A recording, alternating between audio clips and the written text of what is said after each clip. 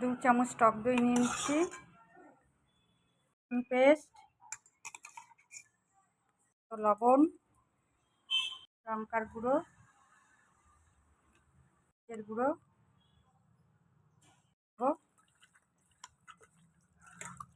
করা হয়ে গেছে।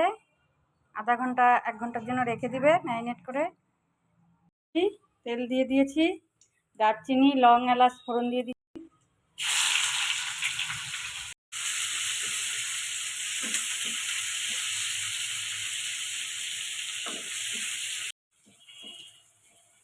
ম্যারিনেট করে রাখা চিকেনগুলো দিয়ে দিব।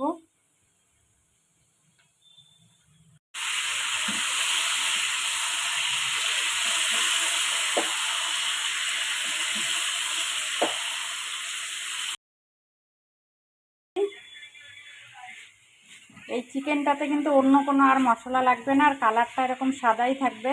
হলুদ দিয়েছি, আমি জল দিয়ে দিব।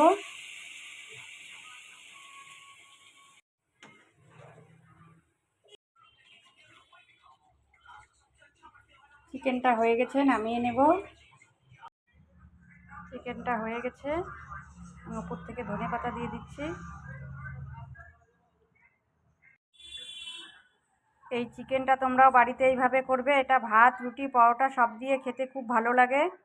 আর তোমাদের এই রেসিপিটা ভালো লাগলে লাইক, শেয়ার, কমেন্ট, সাবস্ক্রাইব করে দিবে।